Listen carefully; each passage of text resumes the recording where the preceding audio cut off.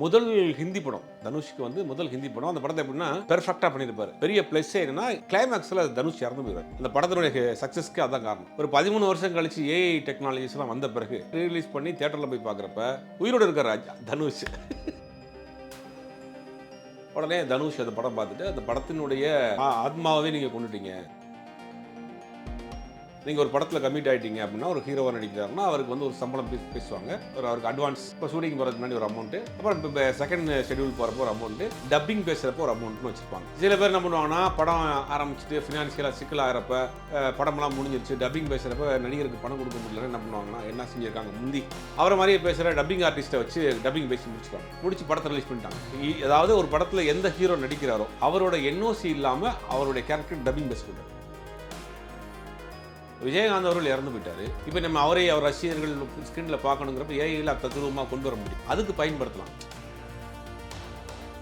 இப்போ இதற்கான எதிர்ப்புங்கிறத அவர் இப்போதைக்கு ஒரு நோட்டீஸ் அந்த மாதிரி கொடுத்துருக்காரு. அவர் இப்போ கேஸ் போடலாம், சப்போஸ் அப்படி போடுற மாதிரி இருந்தால் அது பாசிபிளா சார்? அவர் போட்டால் அது கேஸுங்கிறத காட்டில் அவர் யூனியனில் கம்ப்ளைண்ட் கொடுக்கலாம். என்னுடைய நாலேஜ் இல்லாமல் என்னுடைய கேரக்டர் அங்கே சிதைச்சிருக்காங்க, சட்டத்திலையும் அது இடம் இருக்குது. படைப்பாளியினுடைய படைப்புகளை அவருடைய நாலேஜ் இல்லாமல் அதை வந்து சிதைக்கக்கூடாது அப்படிங்கிற ஒரு உரிமை அது அந்த மாதிரி கூட போகலாம். பட் அந்த அளவுக்கு போக மாட்டார்னு நினைக்கிறேன். சோபான்னு ஒரு நடிகை, அவங்க ஒரு படத்தில் பாதி நடிச்சிட்டு இருக்கப்போ அவங்க சூசைட் பண்ணிட்டாங்க. அப்போ அவங்கள மாதிரியே டூப் போட்டு அந்த காட்சிகளை எடுத்து படத்தை ரிலீஸ் பண்ணாங்க. இன்னொரு நடிகை வந்து ஒரு ஃப்ளைட் டாஸ்ல இறந்து போயிட்டாங்க. அவங்க பாதி படத்தில் நடிச்சிட்டு இறந்து போனப்போ அவங்கள மாதிரியே ஒருத்தரவங்க வச்சு ஒரு டூப் போட்டு அந்த பாட்டை எடுக்க முடியும். இன்றைக்கி அந்த மாதிரி என்ன டூப் போட வேண்டிய அவசியம் இருக்காது ஏஐ வந்த பிறகு. சினிமாவில் ப்ராசஸிங்னு ஒரு டிபார்ட்மெண்ட் இருந்துச்சு, அது அழிஞ்சு போச்சு. Cinematography, sound and editing, acting இந்த மாதிரி இருந்துச்சு. அதில் வந்து ப்ராசஸிங்னு ஒரு டிபார்ட்மெண்ட் இருந்துச்சு. அப்போ என்னன்னா படங்களை நம்ம ஃபிலிம் தானே படங்களை நீங்கள் ஷூட் பண்ணுவாங்க. அந்த படம் எடுத்த அந்த ஃபிலிம் வந்து அந்த ஃபிலிமை வந்து ப்ராசஸ் பண்ணுவாங்க. நெகட்டிவாக இருக்கிறத பாசிட்டிவாக ப்ராசஸ் பண்ணுற ஒரு டிபார்ட்மெண்ட். அதுக்கு சில பேர் வேலை பார்த்தாங்க. அவங்க வந்து ப்ராசஸ் பண்ணுவாங்க, கிரேடர் இருப்பாங்க அவங்களுக்கு. இன்றைக்கி அந்த டிபார்ட்மெண்ட்டே கிடையாது.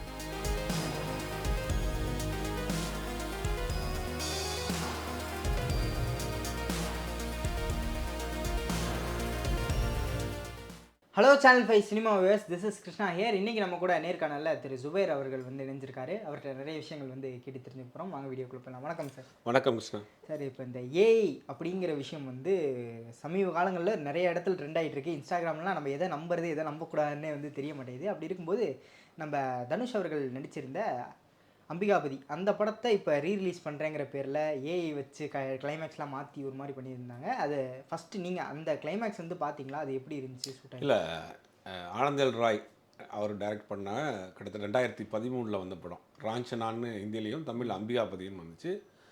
சோனம் கபூர், அதாவது அனில் கபூருடைய பொண்ணு நடித்த படம். அந்த படத்தினுடைய தமிழில் வந்து இங்கே ஆடியோ லான்ச்லாம் பெரிய ஈவெண்ட்லாம் கூட நடந்துச்சு.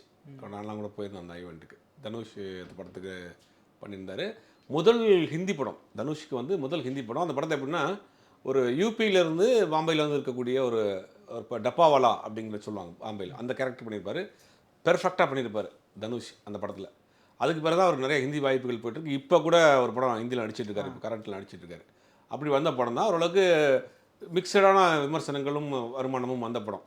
அந்த படம் தான் கிட்டத்தட்ட ஒரு 13 வருஷம் கழித்து அந்த படத்தை நாங்கள் வந்து ரீரிலீஸ் பண்ணுறோம், டிஜிட்டலைஸ் பண்ணி ரீரிலீஸ் பண்ணுறோம் அப்படின்னாங்க. அந்த படத்தில் பெரிய ப்ளஸ்ஸே என்னென்னா கிளைமேக்ஸில் தனுஷ் இறந்து போயிடுவார்.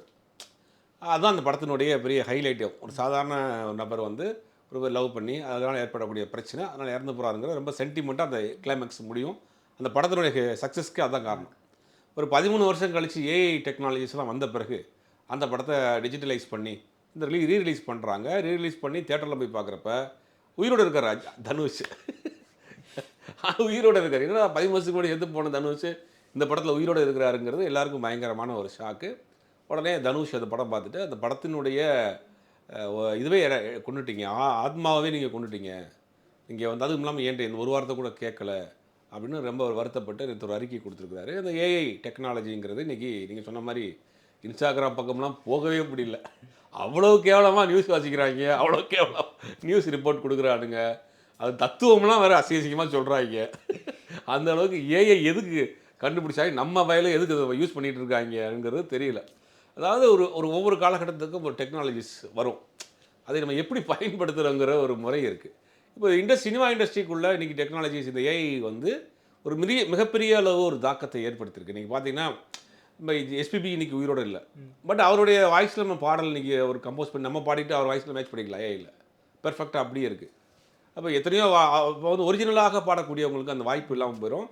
மனிதனுடைய ஆற்றலை நிறைய ஏஐ தின்னுட்டு இருக்குங்கிறது உண்மைதான்.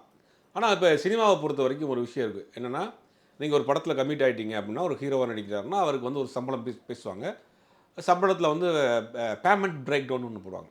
அவருக்கு அட்வான்ஸ், இப்போ ஷூட்டிங் போகிறதுக்கு முன்னாடி ஒரு அமௌண்ட்டு, அப்புறம் இப்போ செகண்ட் ஷெட்யூல் போகிறப்போ ஒரு அமௌண்ட்டு, டப்பிங் பேசுகிறப்போ ஒரு அமௌண்ட்னு வச்சுருப்பாங்க. அந்த மாதிரி சினிமாவில் நடிகர்களுக்கு உண்டான பேமெண்ட் ஷெட்யூல்.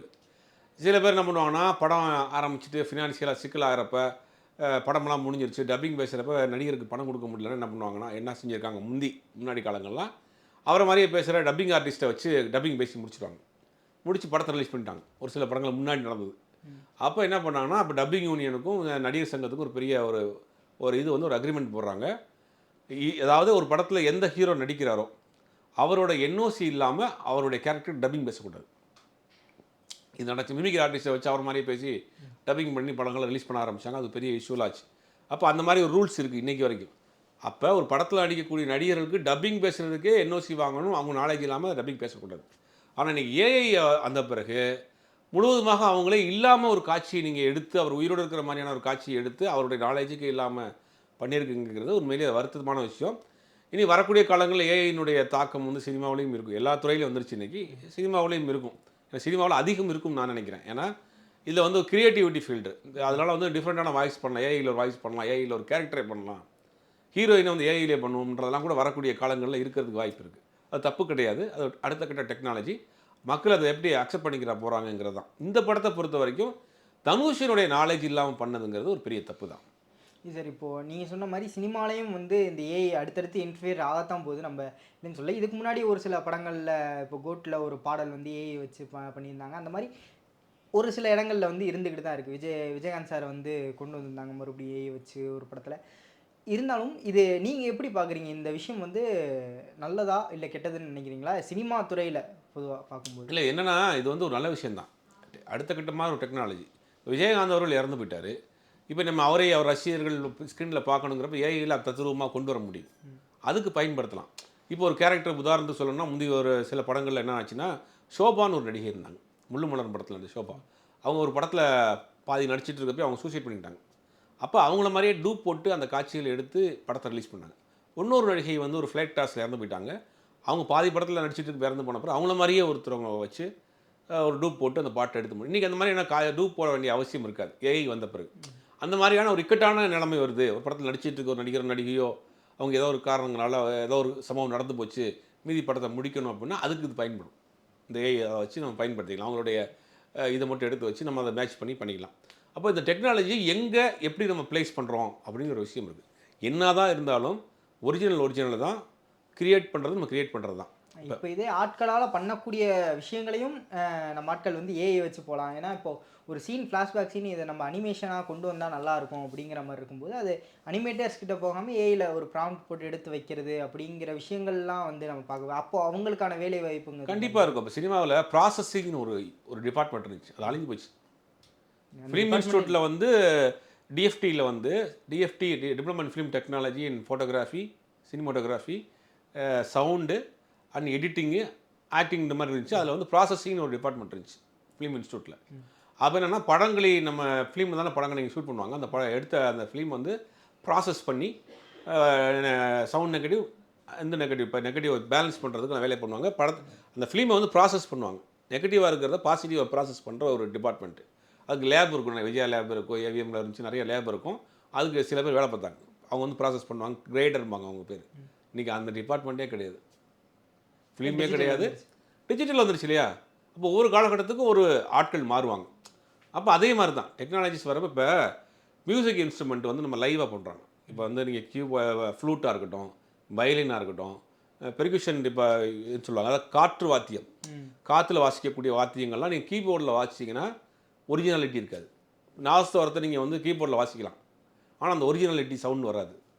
இப்போ நீங்கள் ஃப்ளூட்டை வந்து நீங்கள் கீபோர்டில் வாசிக்கிற ஃப்ளூட்டுக்கும் லைவாக வாசிக்கிற ஃப்ளூட்டுக்கும் வித்தியாசம் இருக்குது. அப்போ அந்த ஃப்ளூட் கலைஞரெல்லாம் வாய்ப்பு இல்லாமல் போயிட்டாங்க. அப்போ அந்த ஒரிஜினாலிட்டி, கிளாரிட்டி, குவாலிட்டி வேணும்னு நினைக்கிறவங்க ஒரிஜினலை பயன்படுத்துவாங்க. இப்போ ஒரு அர்ஜென்ட்டுக்கு இப்போ ஒரு முழு பாட்டுக்குமே வந்து ஒரு பெரிய படம், ஒரு பெரிய பாட்டுக்கு வேணும்னா ஒரு வயலின் பிட்டு வேணும்பான்னா கண்டிப்பாக ஒரு 10 வயலினிஸ்ட்டை வச்சு எடுப்பாங்க. ஒரு ஃப்ளூட் பீட் வேணும்னா ஒரிஜினலாக ஃப்ளூட் வாசிக்கிறவங்க எடுப்பாங்க. இப்போ ஒரு சின்னதாக ஒரு ஜிகிள் பண்ணுறோம், ஒரு விளம்பர படம் பண்ணுறோம், ஒரு டாக்குமெண்ட்ரி பண்ணுறோம், இதுக்கு எனக்கு வந்து பெரிய பட்ஜெட்டில் நான் வந்து ஃப்ளூட்டிஸ்ட்டை கூப்பிட்டு ஒரிஜினல் லைவ் வாசிக்கக்கூடிய இன்ஸ்ட்ருமெண்ட் பிளேயர்ஸை வச்சு எடுக்க முடியாது. அப்போ நம்ம வந்து இந்த லூப்பை வந்து பயன்படுத்திக்கலாம். அது மாதிரி தான் ஏஐயும் நடக்கும். ஒரு டெமோ பண்ணுறோம், இப்போ நம்ம ஒரு படம் பண்ண போகிறோம், அந்த படத்துக்கு ஒரு டெமோ ஷூட் ஒன்று பண்ணுறோம், ஒட்டுமொத்த கதையும் வந்து நம்ம ஒரு ஏஐயில் பண்ணி காட்டுறோம். ஒரு ப்ரொடியூசர்கிட்ட போய் சொல்கிறோம் ஒரு கதையை, சார் இந்த மாதிரி ஒரு கதை பண்ணுறேன் அப்படின்னா, சரி ஓகே உங்களை நம்பி எப்படி கொடுக்குறது அப்படின்னா, நான் வந்து வேணால் ஏஐயில் ஒரு 10 நிமிஷம் நான் வந்து ஒரு டெமோ பண்ணி காட்டணுமான்னு பண்ணி காட்டலாம். இதுக்கு பயன்படும். அப்போ டெக்னாலஜிஸ் வந்து நான் சொன்ன ப்ராசஸ் போச்சு. அப்புறம் வந்து மியூசிக்கில் வந்து எல்லா லூப்பு வந்துச்சு நிறையா.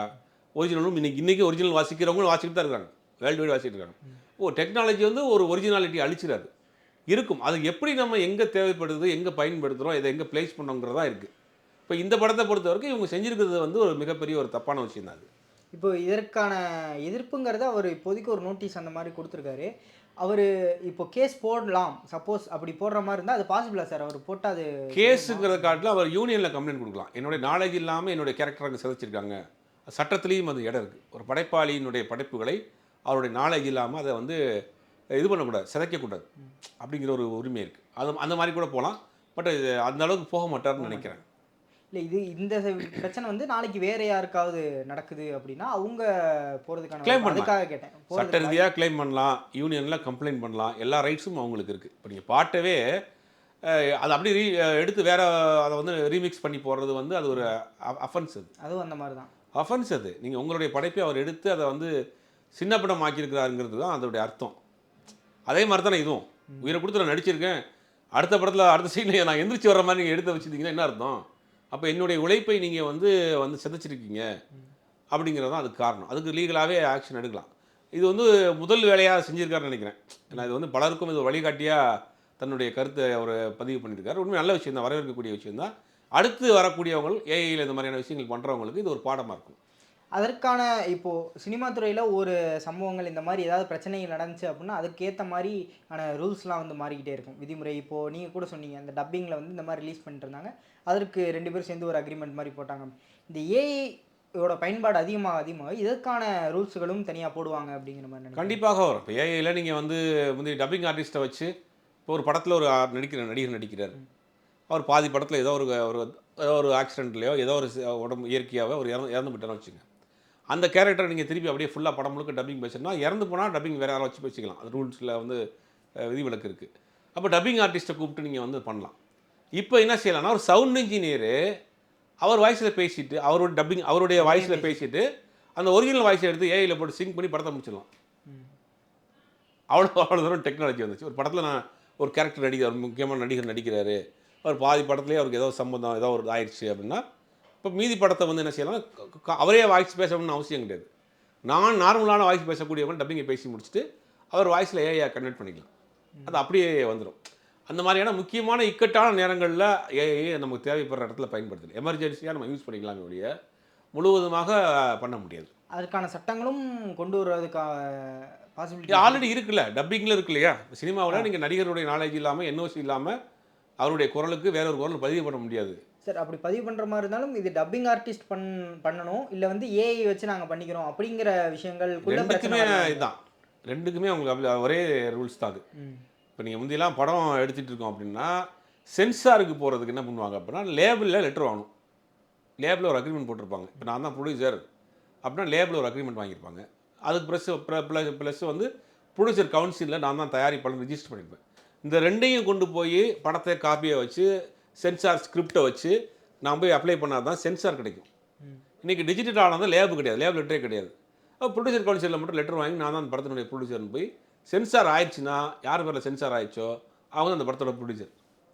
அப்போ இந்த மாதிரி ஏஐ டெக்னாலஜிஸ் உள்ளே வர்றப்ப என்ன ஆகுனா, நீங்கள் ஒரு படத்தை பாதி முடிச்சுட்டு வேறு ஒருத்தரை வச்சு பேசுகிறப்ப இந்த ப்ரொடியூசர் கவுன்சிலில் போய் நான் கம்ப்ளைண்ட் பண்ணலாம், நடிகர் சங்கத்தில் போய் கம்ப்ளைண்ட் பண்ணலாம், என்னோட நாலேஜ் இல்லாமல் இந்த படத்தை முடிச்சிட்டாங்கன்னா அப்போ அவங்க ஒரு லெட்டர் எழுதுவாங்க, இந்த படத்துக்கு என்ஓசி கொடுக்காதீங்கன்னு. என்ஓசி கொடுக்கலன்னா என்ன இது வாங்க முடியாது, சென்சார் வாங்க முடியாது.